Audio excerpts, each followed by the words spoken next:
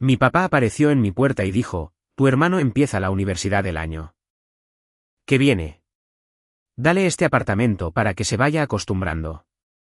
Yo le respondí, o podrías echarlo a la calle como hiciste conmigo y dejar que se las arregle solo. Recuerdo haberle preguntado si era una broma, con la voz quebrada. Como si todavía tuviera 14 años, y no siendo técnicamente un adulto legal. Pero él ni parpadeó, solo señaló la maleta que ya estaba empacada y me dijo que tenía 10 minutos antes de que cambiara las cerraduras. Así fue como me fui de casa. No con una celebración, sino con una bolsa de gimnasio barata, $60. En el bolsillo y sin la menor idea de dónde dormiría esa noche. En ese momento, apenas me había graduado de la escuela secundaria 3 días antes. No era un adolescente rebelde, no me metía en problemas. Nada de drogas. No faltaba a clases, no me peleaba. Tenía un trabajo de medio tiempo en la gasolinera local, un promedio de notas de 3.7 y el sueño de, quizás, entrar a un colegio comunitario si podía pagarlo. Pero nada de eso parecía importar. La verdad es que siempre supe que yo era el hijo de repuesto. Mi hermano menor, Nathan, era el hijo de oro. Incluso de niño, yo bromeaba diciendo que debía tener una aureola guardada en algún lugar de su armario. Sacaba notas excelentes, claro, pero yo también. Sin embargo, cuando él lo hacía, era brillante, cuando yo lo hacía, era simplemente lo que se esperaba. Él podía estrellar su bicicleta y al día siguiente le compraban una nueva. A mí se me rompía el cordón de un zapato y me culpaban por no cuidar mis cosas. Nathan era 2 años menor, pero lo trataban como al heredero de un trono que yo no sabía que existía. A él le pagaron ortodoncia y clases de tenis, yo recibía zapatillas usadas y silencio. Cada vez que preguntaba por qué las cosas eran tan diferentes entre nosotros, mi papá respondía, no seas dramático, Alex. La vida no es justa. Y ahí terminaba siempre la conversación. Aprendí desde temprano a no presionar demasiado. Así que mantuve la cabeza gacha, cumplí con mis turnos de trabajo, hice mi tarea y me dije a mí mismo que, en cuanto cumpliera 18 años, me iría bajo mis propios términos. Pero supongo que se me adelantaron. La primera semana fuera de esa casa fue brutal. Dormí en los sofás de distintos amigos hasta que a alguno de sus padres le incomodó la situación. Una noche, dormí en la sala de descanso de mi trabajo porque llovía demasiado fuerte para andar por las calles. Finalmente, encontré una habitación lúgubre en una casa compartida con 3 extraños, uno vendía marihuana en la sala de estar, otro ponía música a todo volumen a las 3 de la madrugada, y el tercero, que apenas hablaba inglés, siempre sonreía y me ofrecía fideos instantáneos. Ese hombre, San, fue más familia para mí de lo que mis padres habían sido jamás. Me tomó 4 años salir adelante. Trabajé en todos los empleos que pude. Cajero, repartidor, conserje nocturno en un centro comercial donde el aire siempre olía a palomitas de maíz vencidas. Estudiaba en mis descansos, tomaba clases en línea y, finalmente, obtuve un título en informática. No era nada glamoroso, pero era mío. Sin ayuda de mis padres, sin un fondo fiduciario, sin cuentas de ahorros secretas, solo yo, una computadora portátil rota y pura terquedad. Para cuando cumplí 26 años, vivía en un apartamento limpio de una habitación en un buen vecindario. Tenía un auto que funcionaba, un trabajo que pagaba bien, y por primera vez en mi vida, una sensación de paz. No felicidad. Exactamente, eso vino después, pero sí paz. Casi no pensaba en mi familia. No los visitaba, no los llamaba. No estaba resentido, al menos no conscientemente. Solo pensaba que, si no era lo Suficientemente bueno para ellos en el pasado, definitivamente no iba a rogar. Por su atención ahora. Y entonces, un domingo por la mañana, todo cambió de nuevo. Comenzó con un golpe en la puerta. Estaba en ropa deportiva, a punto de empezar a lavar la ropa, cuando lo escuché. 3 golpes secos, demasiado firmes para ser amistosos. Miré por la mirilla y me quedé helado. Era mi mamá. Detrás de ella, ligeramente fuera de la vista, estaba mi papá, con los brazos cruzados en esa misma postura que recordaba del día que me echaron. Mi primer pensamiento no fue: ¿por qué están aquí?, sino ¿cómo diablos saben dónde vivo? Abrí la puerta, pero no me hice a un lado. Alex, comenzó mi mamá, con voz entrecortada y los ojos muy abiertos, como si se tratara del reencuentro de 2 personas separadas por el destino. ¿Te ves tan mayor? Soy mayor, respondí secamente. ¿Qué quieren? Mi papá intervino, sin rodeos. Tenemos que hablar. ¿Podemos pasar? Los miré fijamente durante un largo segundo. No dije que sí. Solo me hice a un lado. Se sentaron en mi sofá como si fuera suyo. Mi mamá miró a su alrededor como si estuviera inspeccionando el lugar en busca de polvo, mientras mi papá se quedó de pie, con las manos en las caderas. El silencio era denso. Hemos tenido unos años difíciles, dijo finalmente mi mamá, entrelazando las manos en su regazo. ¿Y tu hermano? Bueno, está en un pequeño aprieto. Sentí un frío retorciéndose en mi estómago. Por supuesto, esto se trataba de Nathan. ¿Qué clase de aprieto?, pregunté, intentando mantener la voz uniforme. Lo despidieron, dijo ella suavemente, como si yo debiera sentir lástima, y su prometida lo dejó y se llevó el auto. ¿Está pasándolo mal? Esperé. Pensamos, dijo mi papá, que como ahora te va bien y tienes este lugar, tal vez es hora de unirnos como familia. Levanté una ceja. ¿Unirnos? ¿Cómo? Mi mamá miró a mí. Papá, antes de responder. Creemos que tendría sentido que Nathan se mude aquí. Solo temporalmente, hasta que se recupere. Hubo un momento de silencio atónito. Casi me echo a reír. ¿Casi? ¿Están bromeando?, dije. No, respondió mi papá con firmeza. Tienes espacio. Es lo menos que puedes hacer. La familia es lo primero. Esas 5 palabras hicieron que algo se quebrara dentro de mí. La familia es lo primero. La misma familia que me tiró como basura. La misma familia que me dejó pasar hambre mientras remodelaban la habitación de Nathan para convertirla en un cuarto de estudio justo después de que me fui. A ver si entiendo, dije. Lentamente, tratando de no levantar la voz. Me echaron a la calle el día de mi cumpleaños número 18, sin previo aviso, sin apoyo, y ahora me piden que aloje a Nathan porque la familia es lo primero. Mi mamá se veía incómoda. Cometimos errores. Errores, la interrumpí. Eso no fue un error. Fue una elección. Alex, dijo mi papá, dando un paso adelante como si todavía tuviera el control de la situación. Es tu hermano. Te necesita. No se le da la espalda a la familia. Me puse de pie. Ustedes lo hicieron. La habitación se quedó en silencio otra vez. Mira, intentó mi mamá, suavizando el tono. Ha pasado por mucho. Él no es como tú. No maneja bien las dificultades. Siempre ha sido muy sensible. Y yo no lo era, dije, incrédulo. Simplemente yo no tuve el lujo de desmoronarme. Quedó claro que no lo entendían, o no querían hacerlo. Mi papá siguió presionando, arrojando razones y comparaciones para hacerme sentir culpable.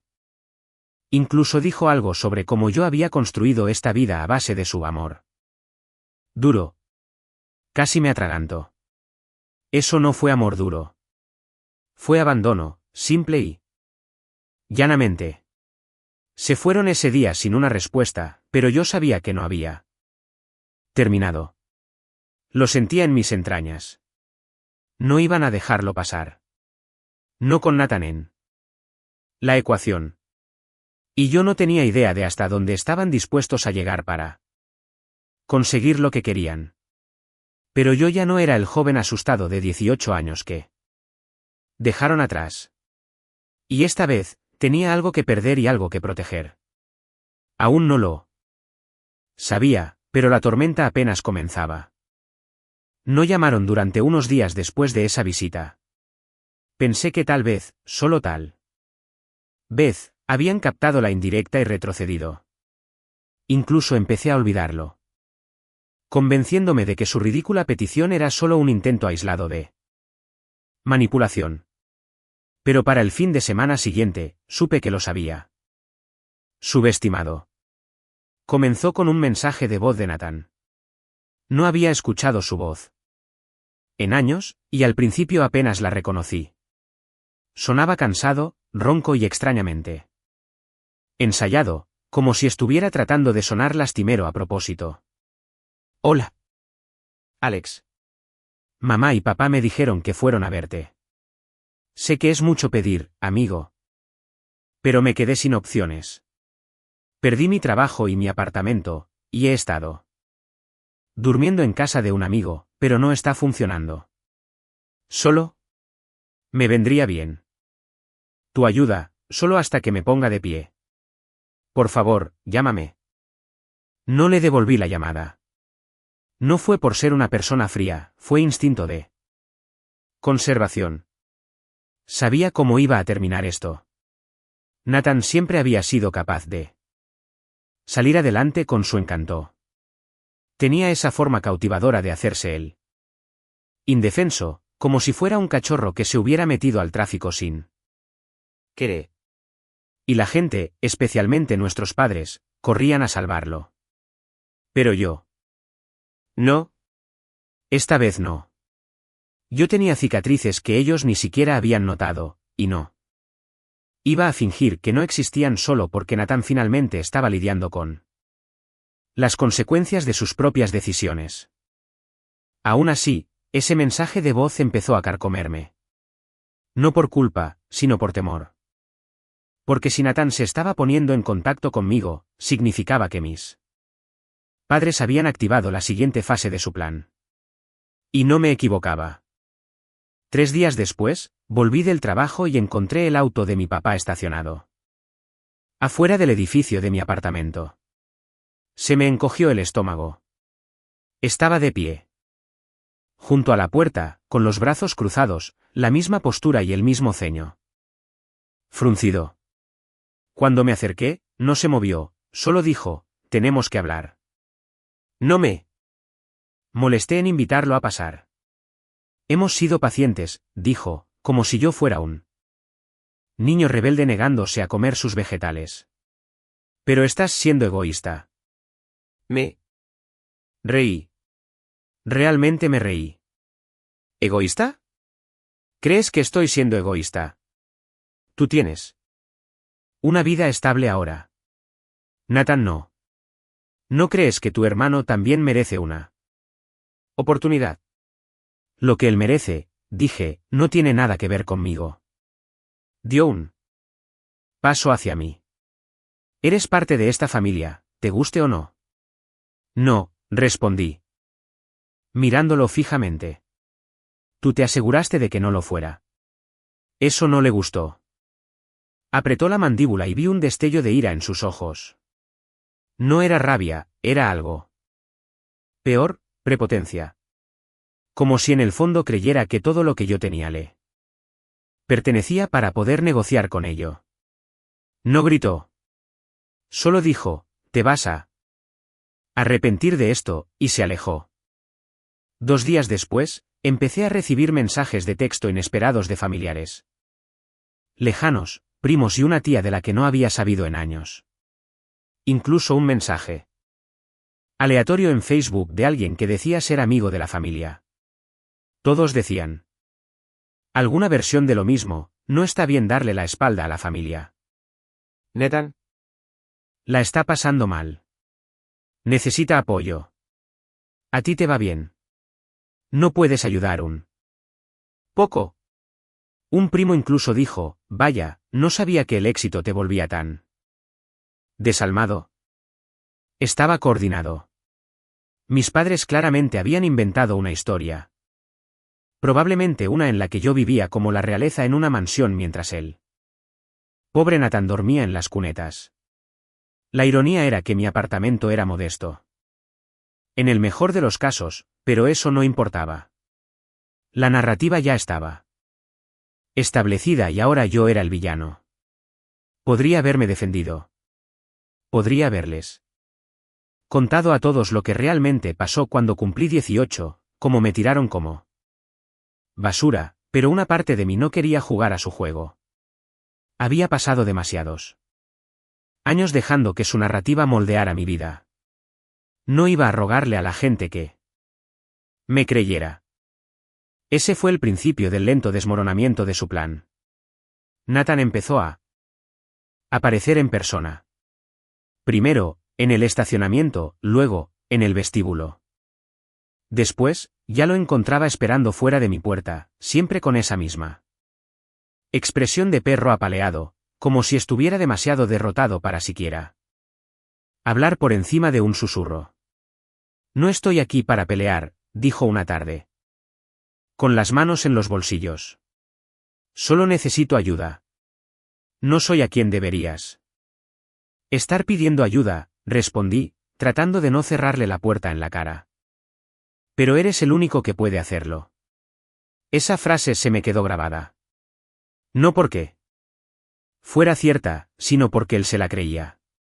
Mis padres lo habían condicionado a verme no como a un hermano, sino como una red de seguridad, y ahora que sé habían quedado sin opciones, me lo estaban arrojando como peso muerto.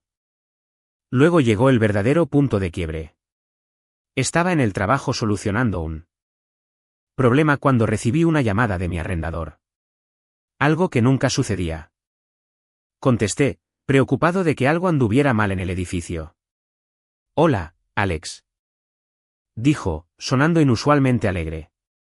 Solo quería confirmar que te mudas para él. Primero del mes, ¿verdad? Parpadeé.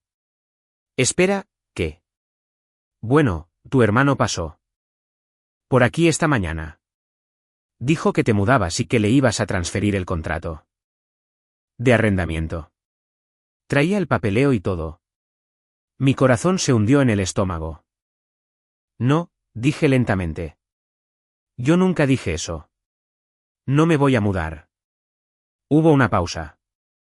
oh, Él dijo que le habías pedido que se encargara mientras estabas en el trabajo. No podía hablar. Me temblaban los dedos. No te preocupes, añadió él. Arrendador rápidamente. Todavía no se ha cambiado nada. Solo pensé en llamarte para confirmar por si acaso.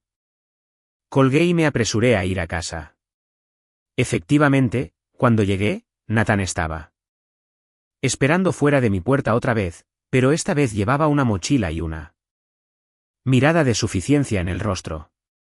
¿Qué demonios hiciste?, le espeté. Tuvo el descaro de fingir confusión. ¿A qué te refieres? Le dijiste a mi arrendador que me mudaba. ¿Estás loco? Se encogió de hombros.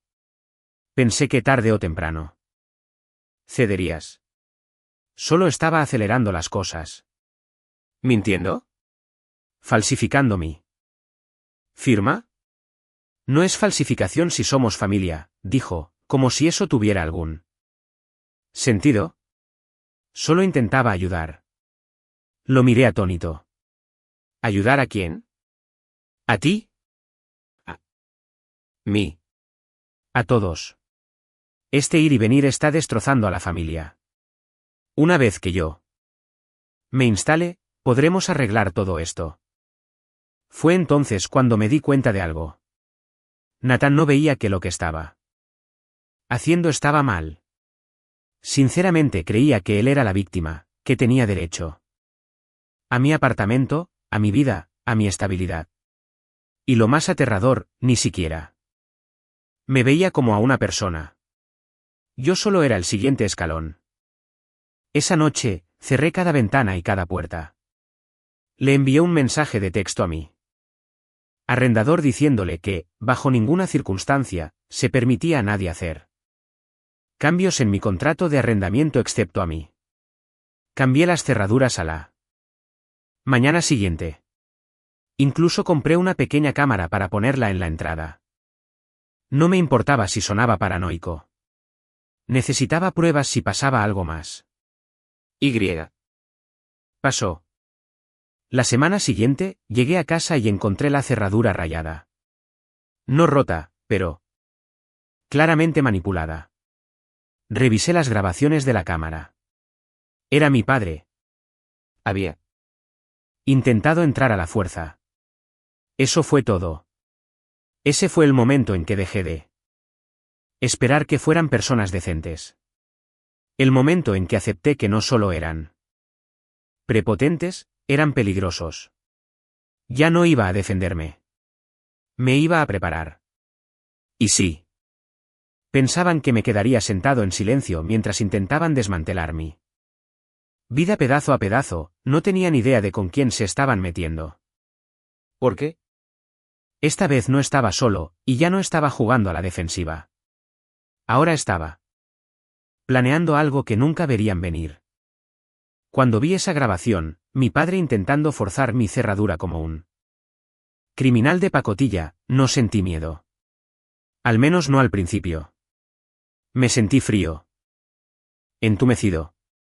Hubo un extraño silencio retardado en mi cerebro, como si mi mente estuviera procesando lo que acababa de ver. Ni siquiera llevaba guantes, ni máscara, solo una gorra de béisbol y una chaqueta que reconocí de mi infancia. Como si acabara de salir del supermercado y hubiera decidido cometer un delito grave de manera casual de camino a casa. La única razón por la que no entró fue porque yo había cambiado la cerradura esa misma mañana. Y en ese momento, me di cuenta de algo que no me había permitido sentir en años: tenía miedo. No porque pensara que me harían daño físico, aunque, a esas alturas, no descartaba nada. Sino porque finalmente acepté lo que había estado negando desde que tenía 18 años, no me querían. No realmente. Tal vez amaban la idea de mí. La versión que desaparecía en silencio, que no causaba problemas, que no se interponía en él camino de Nathan. Pero yo, la versión que sobrevivió sin ellos, que se atrevió a decir que no, esa persona era una amenaza, un obstáculo. Y los obstáculos se quitan del camino. Envié la grabación a mi arrendador inmediatamente y le dije que estaba considerando presentar una denuncia policial. Él se mostró comprensivo, un poco sorprendido, pero también nervioso. Dijo que si me sentía inseguro, tal vez debería pensar en mudarme.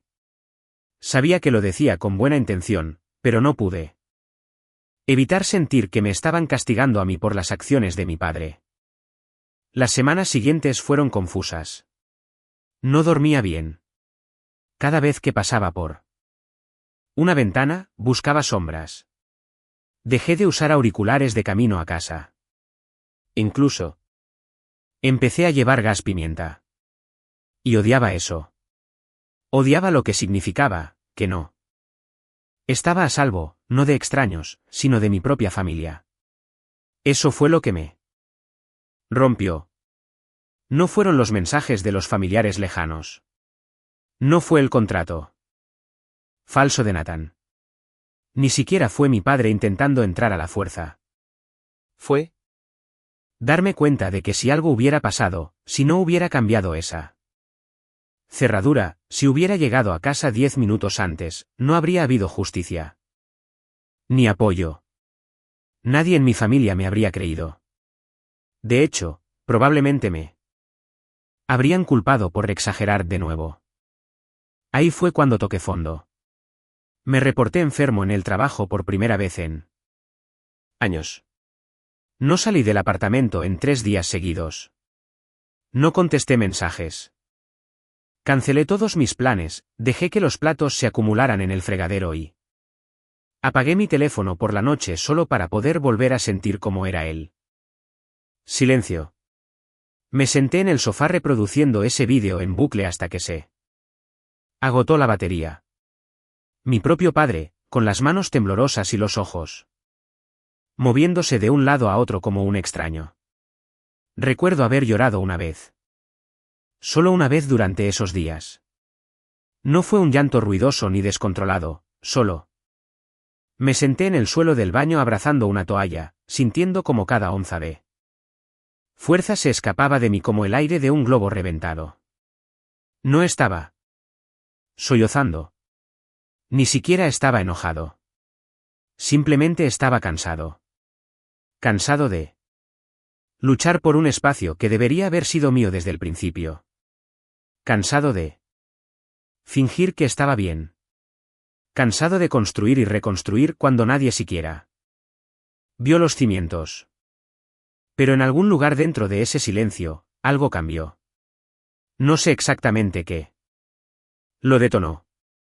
Tal vez fue ver hasta dónde estaban dispuestos a llegar. O tal vez fue finalmente admitir lo mucho que me habían lastimado. Pero por primera vez en años, dejé de reaccionar y empecé a planear. Primero, extraje todas las grabaciones de seguridad del último mes. Archivé todo, creé copias de seguridad y subí los archivos al almacenamiento en la nube. Con contraseñas seguras. Documenté cada interacción, los mensajes de voz, los mensajes de texto e incluso capturas de pantalla de los comentarios en Facebook. De parientes lejanos repitiendo el mismo lenguaje manipulador. Convertí mi apartamento en un archivo de investigación. Luego, empecé a blindar mi vida. Cambié todas las contraseñas, configuré la autenticación de 2 factores en cada cuenta. Llamé a las compañías de mis tarjetas de crédito, coloqué alertas de fraude en mi perfil crediticio e incluso solicité mi reporte de crédito solo para verificar. No había nada sospechoso. Todavía, pero no iba a esperar. A continuación, le conté todo a mi jefe. No toda la historia triste, pero sí lo suficiente. Le dije que estaba lidiando con una situación familiar y que podría haber personas intentando contactarme o presentarse en la oficina. Para mi sorpresa, fue increíblemente comprensivo.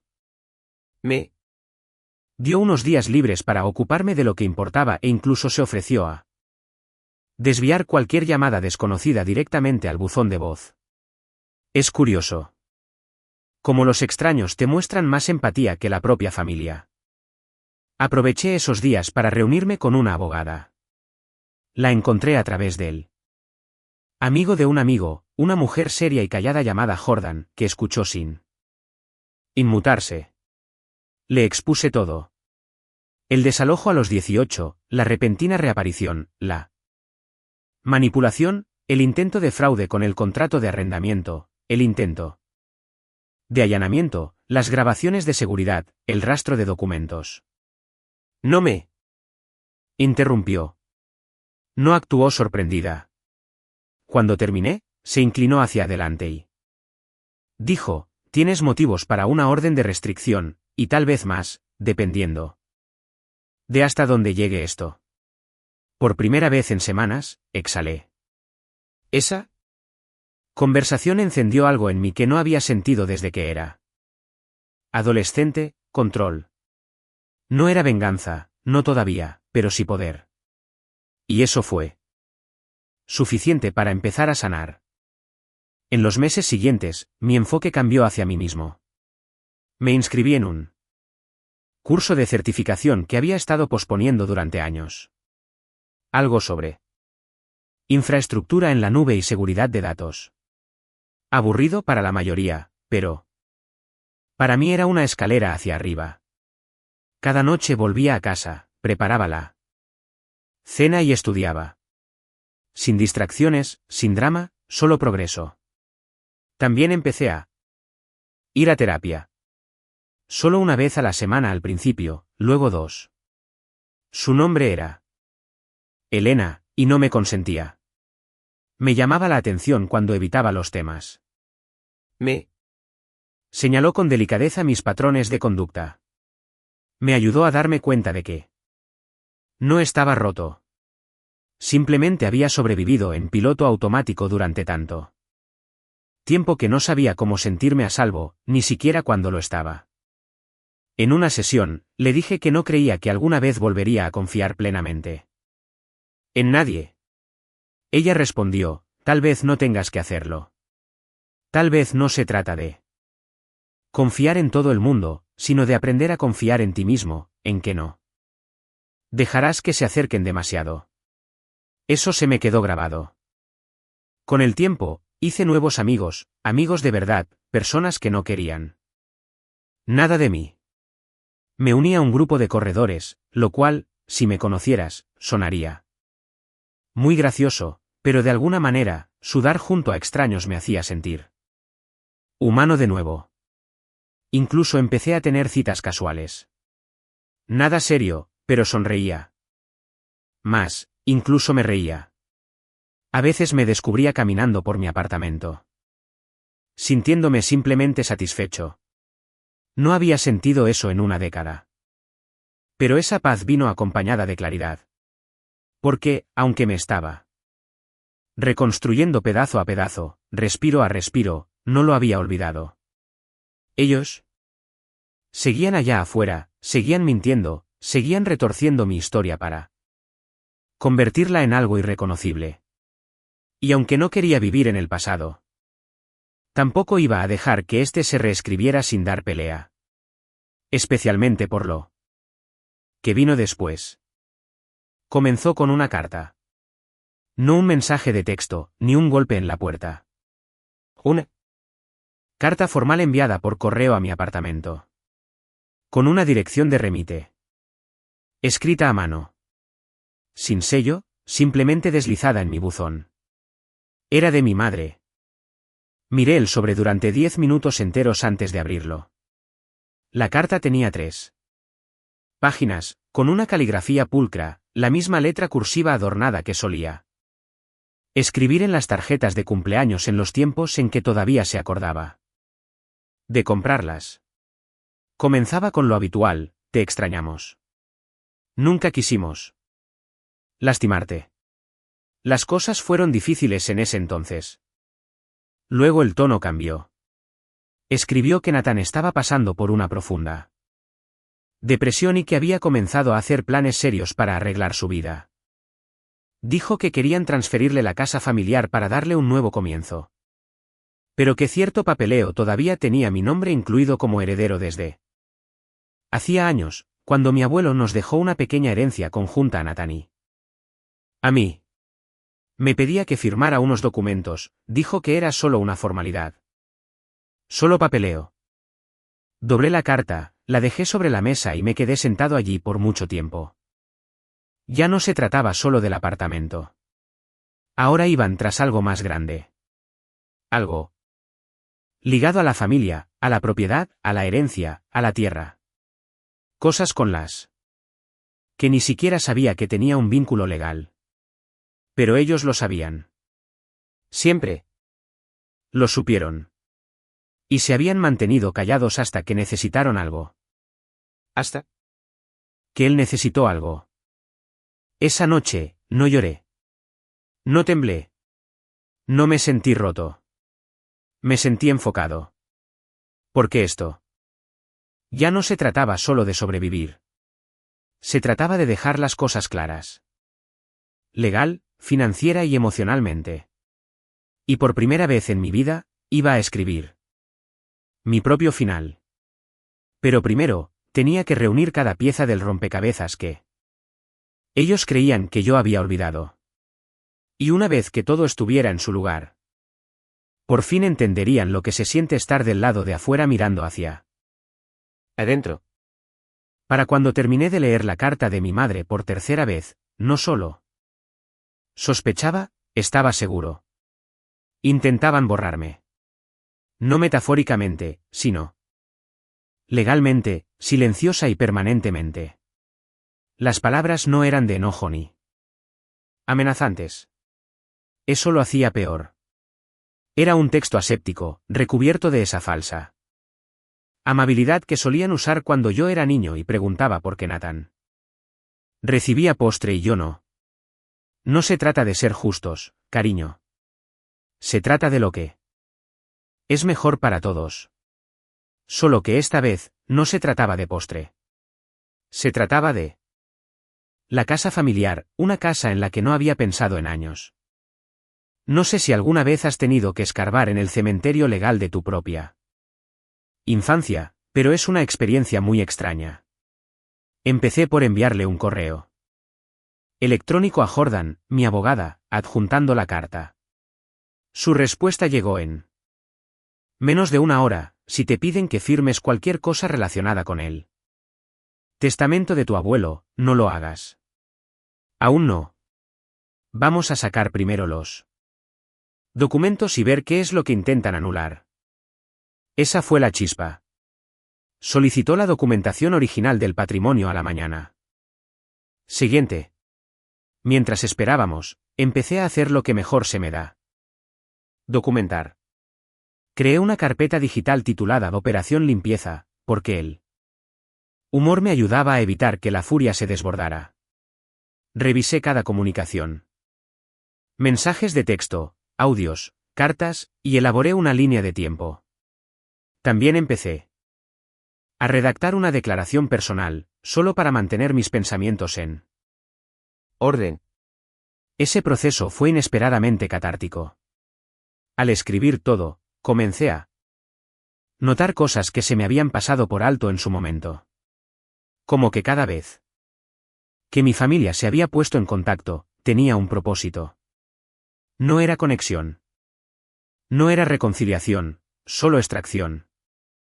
Solo me contactaban cuando necesitaban algo. Las compras del supermercado cuando tenía 14 años y papá olvidó su billetera, lo que se convirtió en una discusión. De nos debes por criarte durante la cena.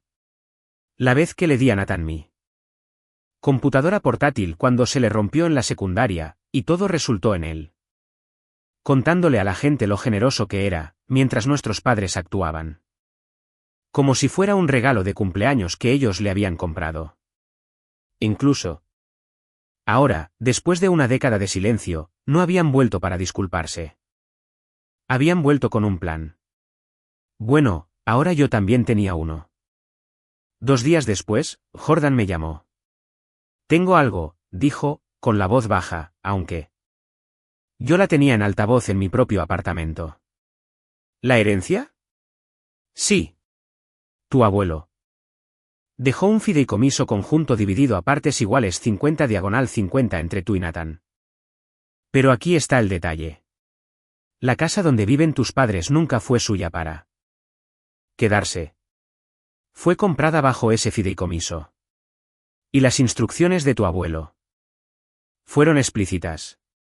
¿Qué tipo de instrucciones?, pregunté, con el corazón latiendo a 1000 por hora. Si la propiedad se vende, las ganancias deben dividirse en partes iguales. Si se conserva, ambos herederos deben consentir. Cualquier transferencia de título no pueden ponerla a nombre de Nathan sin tu permiso. Me quedé en un silencio estupefacto. Llevaban viviendo allí más de una década. Debían haberlo sabido, o al menos sospechado. Lo que significaba que todo este tiempo tenían la esperanza de que yo nunca me enterara o que fuera lo suficientemente ingenuo como para ceder mis derechos sin hacer preguntas. Jordan continuó, si quieres, podemos poner un bloqueo formal a cualquier intento de transferencia de propiedad, pero eso podría alertarles de que ya sabes la verdad. No, dije lentamente. Deja que piensen que todavía lo estoy considerando. Quiero que se confíen.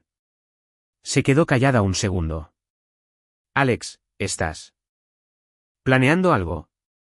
Estoy planeando asegurarme de que nunca vuelvan a intentar esto. La preparación tomó semanas. El paso 1 fue la información. Solicité los registros de impuestos de la propiedad, el historial de las escrituras y todos los documentos vinculados al fideicomiso. Jordan se encargó de casi toda la parte legal, pero yo quería entenderlo. Cuanto más leía, más me enojaba. ¿Ah, bien? Manipulado lagunas legales, esquivado cláusulas de copropiedad y, básicamente, vivido de mi herencia mientras fingían que era su derecho divino. Incluso sus permisos de renovación tenían el nombre de Nathan como futuro beneficiario. El paso 2 fue el silencio. No respondí a la carta. No llamé. No puse resistencia. Y eso los volvió locos. Una semana después, recibí una nota de seguimiento de mi mamá. Más corta, más emocional, llena de palabras subrayadas. Como familia, unidad y legado. Incluso había una pequeña línea al final que me hizo reír a carcajadas. Esperamos que no estés dejando que viejas heridas nublen tu juicio. ¿Nublar mi juicio? Me dejaron en la calle el día de mi cumpleaños, pero me mantuve callado. Dejé que creyeran que seguía siendo él. Chico indeciso y dócil al que echaron a los 18. Mientras tanto, el paso 3 ya estaba en marcha, los aliados. Empecé llamando a mi prima Rachel. No fuimos muy unidos mientras crecíamos, ella vivía al otro lado del estado, pero siempre nos habíamos llevado bien. Me había enviado un mensaje meses atrás durante la campaña de culpabilidad de la familia, pero no fue agresiva como los demás, solo estaba confundida y curiosa.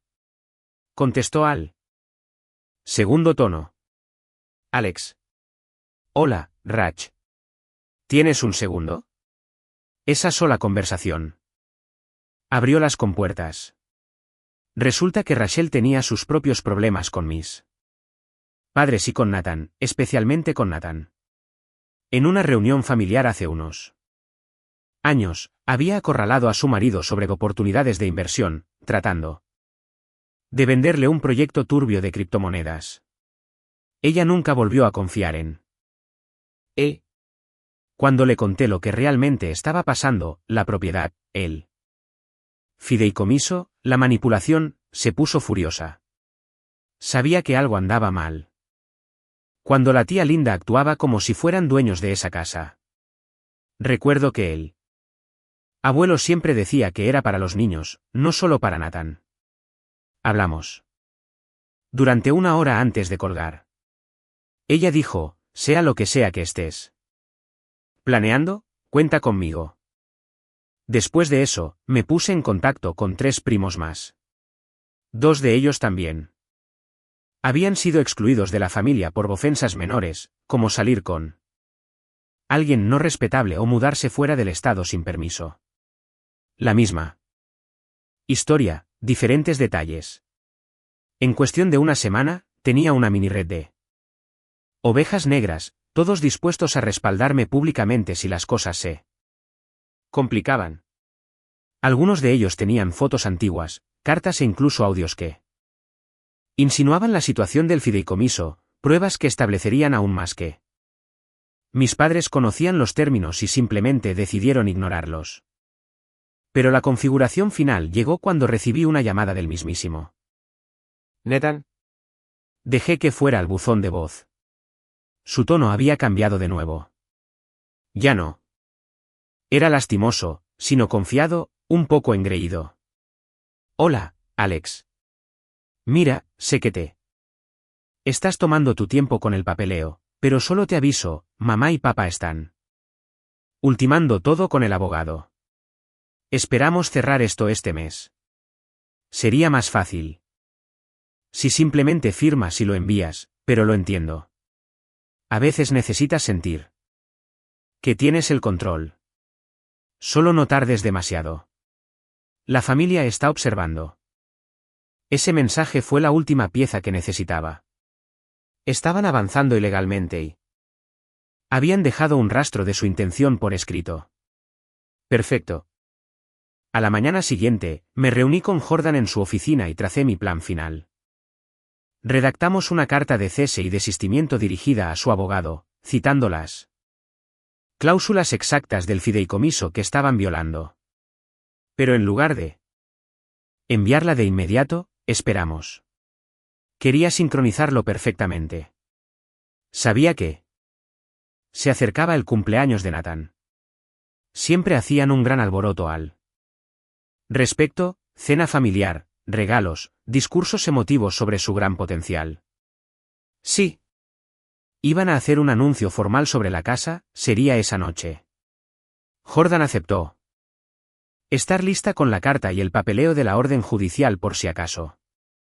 Pero tenía una carta más por jugar. Una semana antes de la cena de cumpleaños. Hice una llamada discreta a un periodista de investigación local.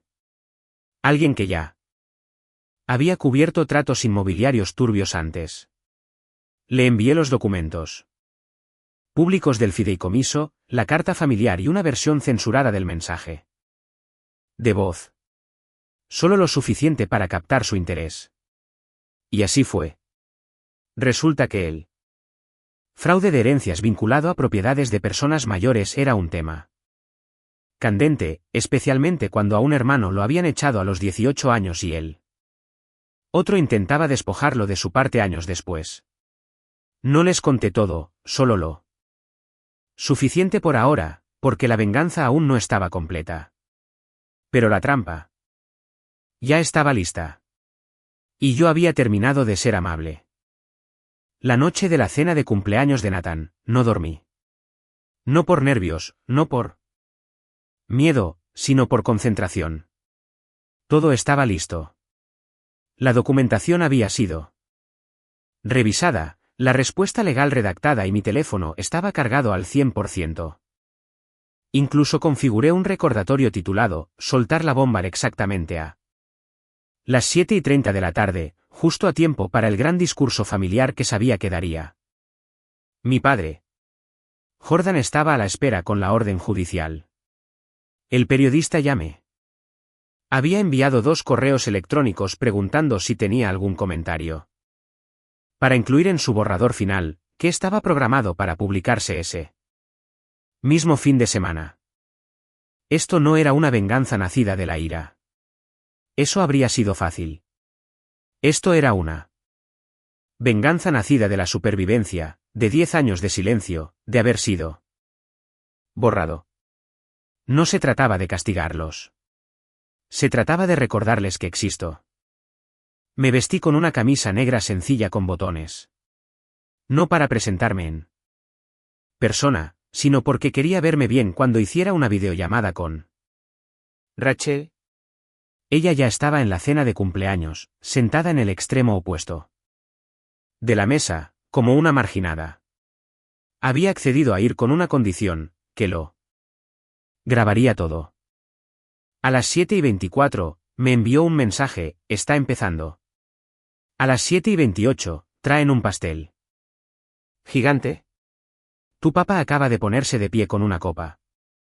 Abrí mi computadora portátil, entré en la carpeta compartida que titulé Auditoría de la herencia y me aseguré de que todo estuviera visible y con fecha y hora, los correos electrónicos, los mensajes de voz, los textos, las copias del fideicomiso, la carta de mamá, el mensaje prepotente de Nathan. Todo. Y luego esperé. Rachel me llamó a las 7:33. Contesté de inmediato y la vi sosteniendo la cámara bajo la mesa. El vídeo temblaba, pero podía ver la habitación, un patio trasero iluminado por luces de guirnalda. Nathan en la cabecera de una larga mesa al aire libre, usando una camisa tipo polo y una sonrisa falsa. Mis padres de pie a cada lado de él, resplandecientes como políticos. Mi papá levantó una copa. Nathan, dijo lo suficientemente alto como para que la grabación captara cada palabra, quien siempre ha sido la roca de esta familia y quien finalmente está listo para asumir la responsabilidad de ser el propietario de la casa familiar. Hubo aplausos educados. Mi madre se secó una lágrima falsa. Rachel inclinó lentamente la cámara hacia arriba. Vi a Nathan sonreír y levantar su propia copa. Es un honor, dijo. Ha sido un largo viaje y solo quiero agradecer a mamá y a papá por confiarme este legado. Ya empezamos con el papeleo, así que es oficial. Sonreí y asentí para mí mismo. Era la hora. Le envié un mensaje a Jordan con una sola palabra, ahora. En menos de 30 segundos, la carta de cese y desistimiento llegó a la bandeja de entrada de su abogado con una marca de alta importancia. Una copia también fue al correo electrónico compartido de mis padres, y otra a la oficina del registrador del condado para bloquear cualquier transferencia de título bajo él. Fideicomiso. Pero el último clavo en el ataúd provino del periodista. Abrí el borrador del artículo una última vez. El titular decía, el heredero invisible, una disputa por un fideicomiso familiar revela una fea batalla por una herencia, presunto engaño y artimañas legales. Hice clic en enviar a mi declaración, me borraron. El día que cumplí 18 años. Ahora nunca olvidarán quién soy. El artículo se publicó 5 minutos después. Supe que lo vieron en menos de una hora, porque para las 8:45 mi teléfono estalló. Empezó con un mensaje de Rachel. Tu mamá acaba de pegar un grito. Tu papá está al teléfono gritándole a alguien. Nathan está pálido.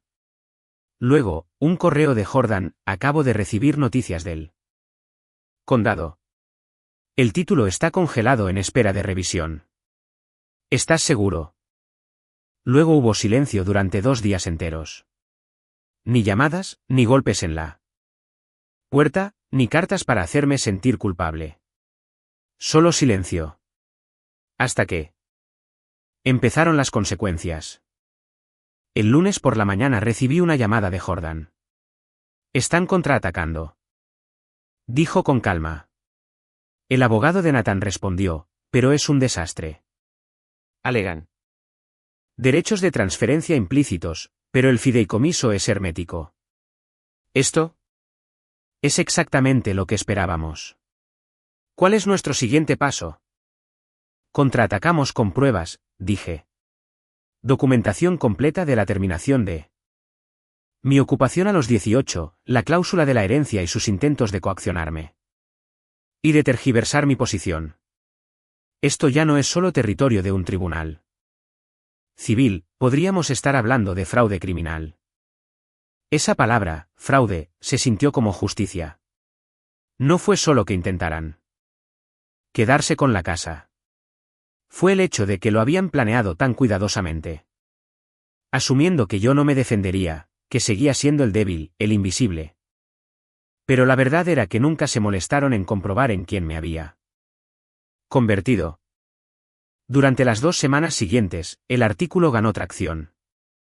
No se hizo viral. Pero fue suficiente para causar revuelo en nuestra pequeña ciudad. Algunos vecinos se comunicaron para preguntar si estaba bien. Uno incluso dijo, tu papá. Siempre hablaba de lo orgulloso que estaba de sus 2 hijos. No sabía que se refería solo a uno. No respondí. Dejé que la verdad hablara por sí sola. Legalmente, la casa estaba atrapada en un patrón de espera. Cualquier venta o transferencia de título era imposible sin mi firma. Su abogado empezó a retroceder rápidamente, especialmente cuando Jordan presentó una denuncia formal ante el Colegio de Abogados del Estado, citando violaciones éticas en el intento de transferencia de la escritura sin el consentimiento total de los herederos. Eso captó su atención. Pero las verdaderas consecuencias ocurrieron dentro de la familia. La noticia se empezó a correr. Rachel me contó que la tía June confrontó a mis padres en la iglesia y les preguntó si el artículo era cierto. Les dijo que siempre se había preguntado por qué yo nunca volvía a visitarlos, y que tal vez me debían más que una simple llamada telefónica. Luego mi primo Will publicó el artículo en Facebook con la leyenda: es curioso cómo algunas personas olvidan quién ayudó a construir los cimientos cuando están decorando la sala. Una a una, las grietas se hicieron más profundas. Mis padres intentaron controlar los daños. Mi mamá envió un largo correo electrónico titulado Nuestra versión de la historia, afirmando que yo estaba tergiversando los hechos y que ellos solo intentaban hacer lo correcto por ambos hijos. Estaba lleno de indirectas pasivo-agresivas y falsas disculpas como: lamentamos que te sientas ofendido, siempre has sido demasiado sensible. Se lo reenvié a Jordan. Se rió y dijo: esto es oro. Guárdalo todo. Entonces, Nathan finalmente me llamó. Miré la pantalla un rato antes de contestar. No dijo hola. Solo dijo: ¿por qué estás haciendo esto? Me recliné en mi silla. ¿Te refieres a defender lo que es mío? ¿Estás destrozando a la familia? No, dije, solo me niego a dejar que me robes. Nunca se trató de robar. Le mentiste a mi arrendador. Intentaste quedarte con mi contrato de arrendamiento. Falsificaste documentos. Actuaste a mis espaldas con él. Fideicomiso. ¿Cómo lo llamarías tú? No respondió, así que seguí hablando. Dejaste que me echaran a la calle cuando tenía 18. Me viste desaparecer y nunca, ni una sola vez, preguntaste si yo estaba bien. Y ahora quieres fingir que todo esto fue solo un gran malentendido. Yo era un niño, espetó. Yo ¿También? La diferencia es que yo no tuve padres que pelearan por mí. Hubo una larga pausa. Luego, en voz baja, dijo: van a perder la casa. No dije nada. ¿Siquiera te importa?, preguntó. Pensé en eso. Pensé en cuántas noches pasé preguntándome por qué yo no era suficiente. En las veces que había ensayado conversaciones familiares en mi cabeza solo para sentirme cuerdo. En los cumpleaños vacíos, las fiestas solitarias y el silencio que se tragó todos mis años 20. No, dije. Finalmente. Me importa que recuerden por qué. Un mes después, el papeleo final fue aprobado. La casa iba a ser vendida. Según el fideicomiso, yo recibiría la mitad de las ganancias, más de $180,000. Mis padres tendrían que desalojar en un plazo de 90 días. Jordan se encargó de la logística. Nunca los vi en los tribunales, pero recibí un último sobre. Sin dirección de remite. Dentro había una foto de la casa, del patio trasero y de la mesa donde Nathan había dado su discursito. Y garabateado en tinta negra en la parte superior estaban las palabras: espero que estés feliz. La puse con un imán en mi refrigerador, no como un trofeo, sino como un recordatorio de que el silencio no significa debilidad, que la distancia no significa derrota, y que a veces, la mejor manera de tener la última palabra es construir una vida en la que ellos no tengan voz ni voto en absoluto. Y eso es exactamente lo que hice.